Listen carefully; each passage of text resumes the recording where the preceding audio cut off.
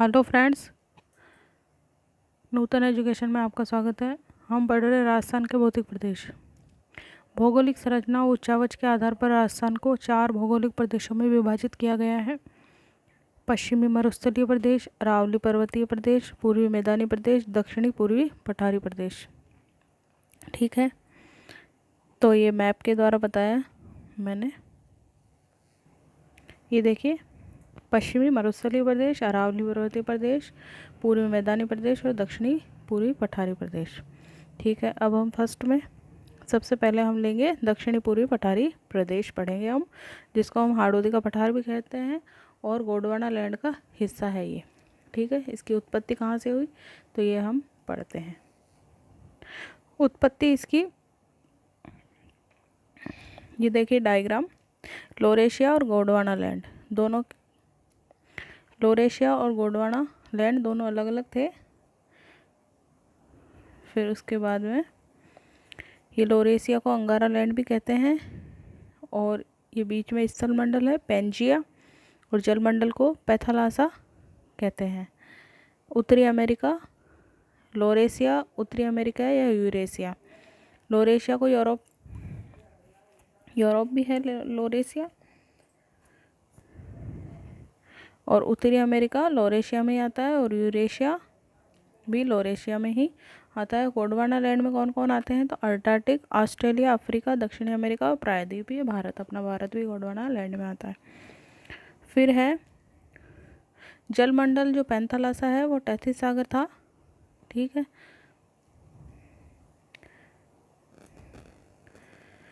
उत्पत्ति कैसे हुई? द्वितीयक महाकल्प, मध्यजीवी महाकल्प।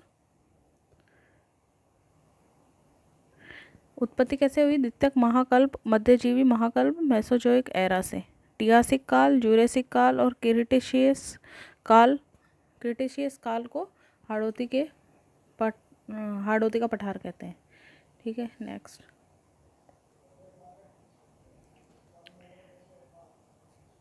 अब हम इसकी विस्तार देखेंगे तो विशेषता कौन कौन सी है इसकी? वालुका पत्थर, सियाल, सीमा, निफे, एल्यूमिनियम ऑक्साइड।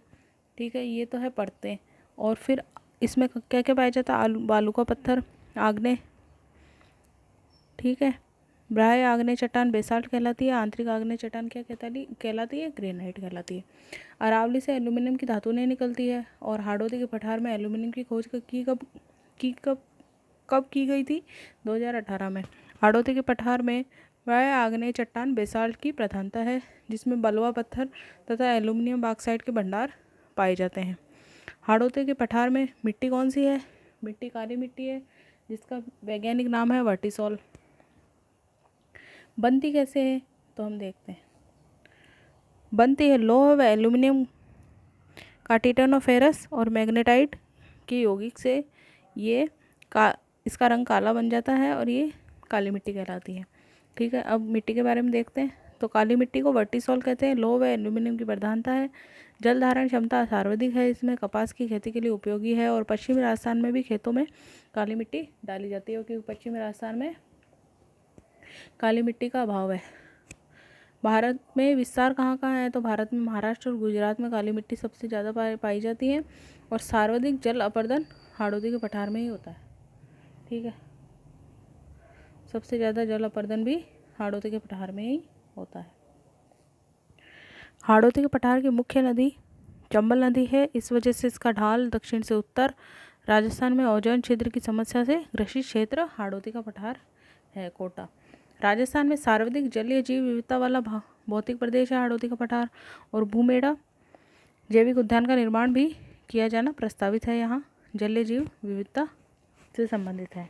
वर्गीकरण, 2 प्रकार से वर्गीकरण करेंगे इसका हम। विंध्य का अगर क्षेत्र कोटा बूंदी बारा, दक्कन का पठार झालावाड़। ठीक है, विंध्य का अगर क्षेत्र कोटा बूंदी बारा, अर्धचंद्राकार पहाड़ियाँ हैं यहाँ और नदी निर्मित मैदान है। और शहबाद उच्च भूमि क्षेत्र भी यही है। ठीक है, और दक्कन का पठार झालावाड़ का पठार कहलाता है और गंगधर प्रदेश भी कहलाता है। ठीक है, आगे देखते हैं। ये हाड़ौती का पठार डायग्राम के थ्रू। तो यहाँ पे चंबल नदी है और ये बीच में नदी निर्मित मैदान बने हुए हैं और ये कुंडली की पहाड़ियाँ हैं, कुंडला की पहाड़ियाँ जो कुंडल नुमा है, और यहाँ पे मुकुंदरा की पहाड़ियाँ भी है और शाहबाद उच्च भूमि क्षेत्र और झालावाड़ का पठार और बूंदी की पहाड़ियाँ, रामगढ़ की पहाड़ियाँ। ठीक है, चंबल नदी बहती है यहाँ। अब हम देखेंगे अर्ध चंद्राकार पहाड़ियाँ जो बूंदी की पहाड़ियाँ हैं। बूंदी सर्वोच्च चोटी है सुतुर बूंदी 353 मीटर। मुकुंदरा की पहाड़ियाँ कोटा और झालावाड़ में है। सर्वोच्च चोटी कौन सी है इसमें? चांदबाड़ी कोटा 517 मीटर। ठीक है, कुंडला की पहाड़ियाँ कोटा में है, कुंडल के आकार की है, और रामगढ़ की पहाड़ियाँ बूंदी 12 में है, घोड़े की नाल के आकार की है, और हारूश भी कहते हैं इसको रामगढ़ की पहाड़ियों में। खगोलीय घटना उल्कापात का उदाहरण है ये रामगढ़ की पहाड़ियाँ। इस कारण भारत सरकार ने पर्यटन की दृष्टि से राजस्थान का पहला जियो हेरिटेज स्थल घोषित किया है इसको। ठीक है, अब हम देखते हैं नदी निर्मित मैदान। तो कोटा बूंदी नदी निर्मित क्षेत्र या मैदान कोटा बूंदी चंबल व सहायक नदियों द्वारा निर्मित मैदान है। शाहबाद उच्च भूमि क्षेत्र है, पूर्वी बारा 450 मीटर उच्च भूमि क्षेत्र, शहरिया जनजाति निवास करती है यहाँ। शाहबाद उच्च भूमि क्षेत्र कासबा थाना या बारा 456 मीटर।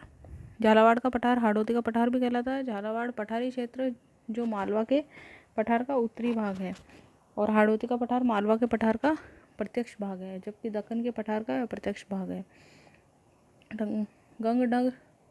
डंगधर प्रदेश झालावाड़ दक्षिणी पश्चिम क्षेत्र 350 मीटर ऊंचा है, ये उच्च भूमि क्षेत्र कहलाता है। ठीक है, आगे नेक्स्ट देखते हैं। हमारा पहला भौगोलिक प्रदेश खत्म हो गया, हाड़ौती का पठार। अब हम देखेंगे सेकंड, पूर्वी मैदानी प्रदेश। नदियों द्वारा निर्मित है पूर्वी मैदानी प्रदेश, और यहाँ मृदा कौन सी है? जलोढ़ मृदा है, उपजाऊ भूमि है, उपजाऊ मृदा है ये। उत्पत्ति चत्रक महाकल्प से हुई। इस काल में गंगा यमुना द्वारा लाए गए जलोढ़ के अवसादों के जमाव से हुई है। संरचना क्या है? निक्षेपणात्मक संरचना है, और विस्तार क्षेत्रफल 23.6%, जनसंख्या 39%, जिले 10 जिले। ठीक है, विशेषता देखते हैं। मृदा जलोढ़ है, और जलोढ़ मृदा का वैज्ञानिक नाम क्या है? एल्फिसॉल। सर्वाधिक उपजाऊ, सर्वाधिक कृषि संभावना और सर्वाधिक घनत्व वाले जिले। जहाँ उपजाऊ भूमि होगी वहाँ ज़्यादा जनघनत्व होता ही है। राजस्थान के सर्वाधिक जनघनत्व वाले जिले कौन से हैं? जयपुर, भरतपुर, दौसा, अलवर। ये मैंने मैप द्वारा भी बता दिया आपको। पूर्वी मैदानी प्रदेश में खनिज नहीं पाए जाते हैं। ठीक है, वर्गीकरण देखते हैं हम। तो 3 प्रकार से वर्गीकरण है इसका। चंबल बेसिन जिसमें बीहड़ आता है, बनास बाणगंगा बेसिन जिसमें टोंक, भीलवाड़ा, जयपुर, दौसा, भरतपुर ये जिले आते हैं, और माही बेसिन डूंगरपुर, बांसवाड़ा, प्रतापगढ़। ठीक है, अब हम देखते हैं बनास बाणगंगा बेसिन में रोही का मैदान है, मालपुरा करौली मैदान है, पिंडमाट का मैदान है, खेराड़ का प्रदेश है। डूंगरपुर, बांसवाड़ा, प्रतापगढ़ में माही बेसिन में छप्पन का मैदान, काठल का मैदान और बांगड़ प्रदेश। ठीक है, आगे नेक्स्ट। अब हम इसका वर्गीकरण देखेंगे। तो माही बेसिन, ठीक है, तो माही एमपी से निकलती है नदी बीच में, यहाँ डूंगरपुर बांगड़ प्रदेश। ठीक है, डूंगरपुर बांसवाड़ा में माही नदी द्वारा निर्मित विखंडित पहाड़ी क्षेत्र है ये। प्रतापगढ़ में छप्पन का मैदान। ठीक है, प्रतापगढ़ बांसवाड़ा में माही नदी के किनारे स्थित 56 गांवों या नदियों का समूह कहलाता है छप्पन का मैदान। ठीक है, काठल का प्रदेश क्या कहलाता है? काठल का मैदान प्रतापगढ़ में स्थित माही नदी का तटवर्ती मैदान कहलाता है काठल का मैदान। ठीक है, कर्करेका बांसवाड़ा जिले के बीच में से होकर निकलती है और माही नदी को 2 बार काटती है। ठीक है, माही बेसिन में प्राचीन काल में पुष्प प्रदेश की संज्ञा दी गई थी माही बेसिन को। ठीक है, उपजाऊ क्षेत्र माना जाता है इसलिए। अब हम देखते हैं बनास बाणगंगा बेसिन। तो ये चंबल नदी है जो यमुना नदी में मिलती है, और ये जयपुर से लेकर भरतपुर तक रोही का मैदान है। और नदी कौन सी है? बाणगंगा। बैराट की पहाड़ियों से निकलती है और यमुना नदी में जाकर मिल जाती है। ठीक है, फिर है राजसमंद देवगढ़ से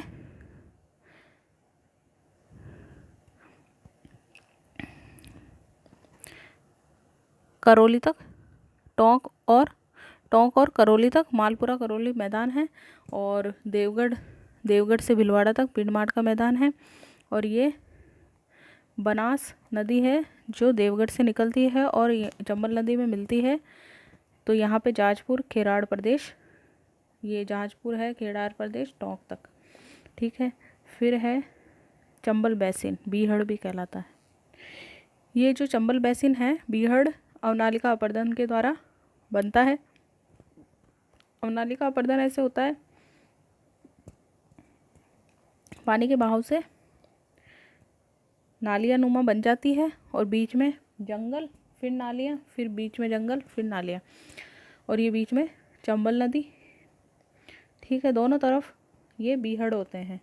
और ये उच्च उत्खात स्थलीकृत, एक तो इधर उच्च भूमि है ना, डांग प्रदेश, जिसको डांग प्रदेश कहते हैं, वहाँ जहाँ डाकू रहते हैं। ये निम्न जो है वो खादर प्रदेश कहलाता है और उच्च है वो डांग प्रदेश कहलाता है। इसको उत्खात स्थलाकृति कहते हैं क्योंकि ये जैसे मैंने आकृति बताई है उस तरीके से कि ये आकृति स्थल पे बनाती है। अब हम देखते हैं बीहड़ चंबल नदी द्वारा अवनालिका अपर्दन से निर्मित उत्खात स्थलीकृत जहाँ घने जंगल पाए जाते हैं और बीहड़ कहलाते हैं। सर्वाधिक विस्तार कहाँ है? सवाई माधोपुर में। सर्वाधिक बीहड़ धौलपुर में। करौली को बीहड़ की रानी भी कहते हैं। बागड़ प्रदेश डूंगरपुर और बांसवाड़ा, और बागड़ प्रदेश नागौर और सीकर। डांग प्रदेश सर्वाधिक करौली। डांग प्रदेश कौन कौन से जिले हैं? सवाई माधोपुर, करौली, धौलपुर स्थित बीहड़ प्रदेश जहाँ डाकू रहते हैं। और कंदरा क्षेत्र विकास कार्यक्रम चलाया गया 1989 में। 8 जिले हैं केंद्र सरकार द्वारा। भरतपुर कोटा संभाग में, 2 संभागों में है, इसलिए 8 जिले हैं। डांग प्रदेश के डाकुओं को समाज की मुख्य धारा से जोड़ने का ये कार्यक्रम है। डांग विकास कार्यक्रम 2004 में राज्य सरकार द्वारा चलाया गया। ये भी जो डाकू हैं उनको समाज की मुख्य धारा से जोड़ने के लिए चलाया गया है। फिर है ये जलोढ़ भूमि कैसे बनती है? वो है हिमालय से कंकड़ पत्थर वाली जलोढ़ मिट्टी नदी के द्वारा आती है, फिर ये भाबर बनाती है, फिर उसके बाद में ये तराई क्षेत्र में पहुंचती है और वहाँ दलदली जलोढ़ मृदा कहलाती है। और शिवालिक का जलोढ़ पंख बनता है यहाँ भाबर प्रदेश में। फिर आगे जब नदी जाती है तो वहाँ बागर प्रदेश बनाती है। प्राचीन जलोढ़ मृदा लूणी बेसिन में है। और फिर लास्ट में जब खादर नवीन जलोढ़ मृदा चंबल बेसिन में जाती है, जब यहाँ खादर बनाती है। ठीक है, ये अब हम देखेंगे अरावली पर्वतीय प्रदेश। तो ये धरातल समुद्र तल से मैदानी प्रदेश है 300 मीटर, पठारी प्रदेश 300 मीटर, मैदानी और पठारी प्रदेश के बीच में 300 मीटर समुद्र तल से, पठार और पहाड़ी 600 मीटर, पहाड़ी और पहाड़ 1800 मीटर, और पहाड़ और पर्वत 2700 मीटर, और फिर पर्वत से आगे 2700 मीटर से अधिक भी है ये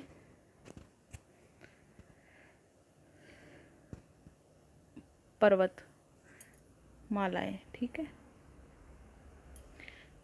आगे देखते हैं उत्पत्ति कहाँ से हुई। तो अभिसारी गति भारी प्लेट और हल्की प्लेट के अभिसरण से यानी मिलाप से, ठीक है, उत्पत्ति हुई।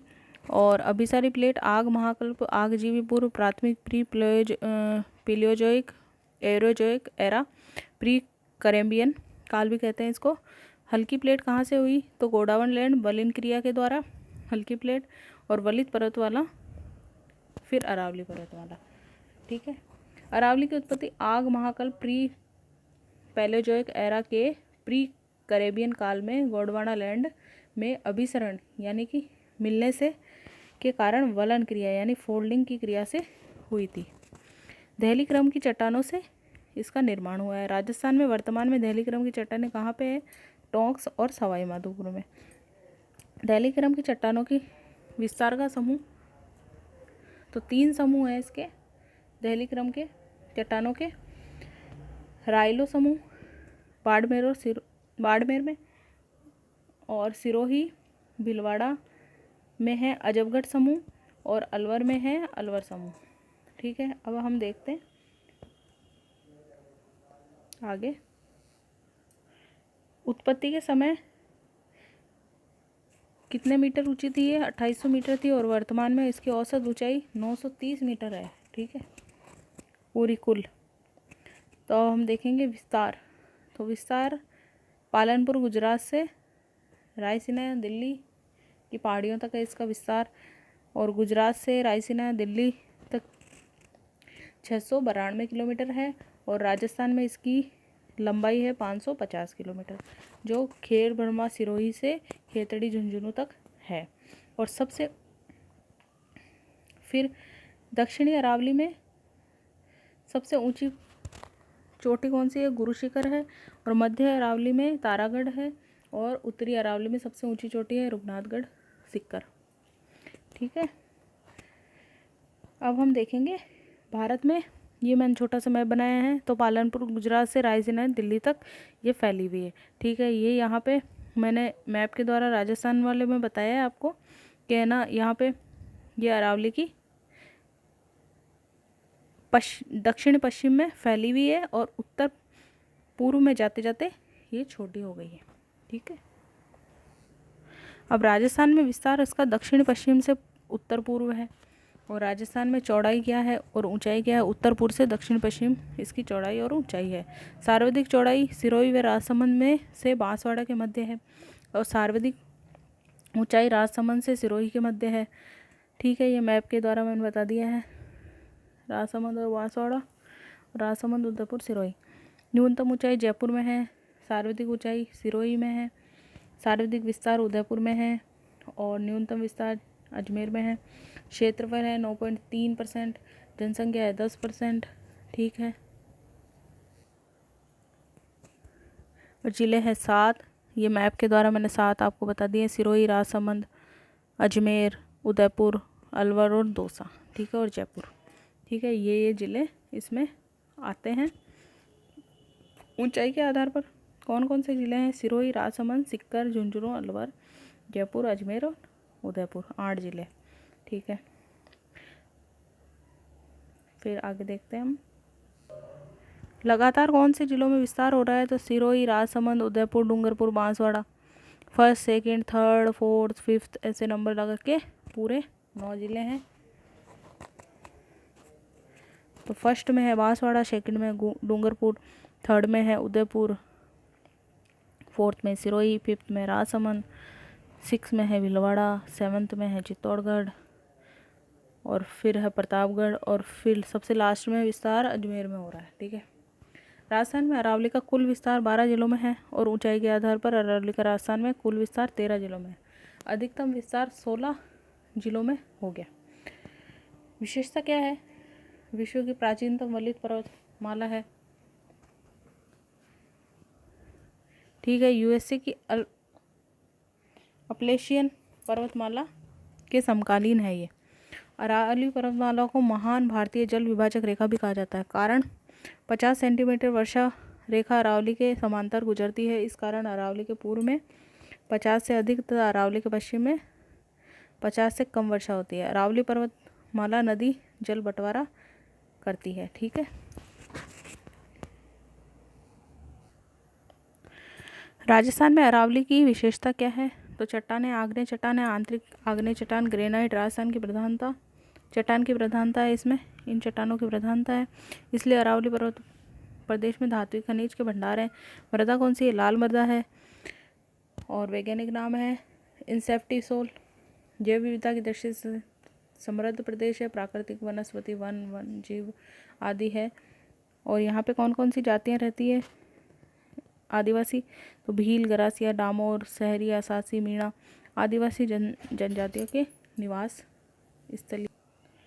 ठीक है, आदिवासी जनजातियों का निवास स्थली है ये। नोट, अरावली पर्वतीय प्रदेश राजस्थान की अधिकांश नदियों का उद्गम स्थल भी है। ठीक है। कृषि कौन सी है यहाँ पे? स्थानांतरित कृषि है, झूमिंग कृषि भी कहते हैं इसको, सरोज कृषि, कटूर कृषि भी है।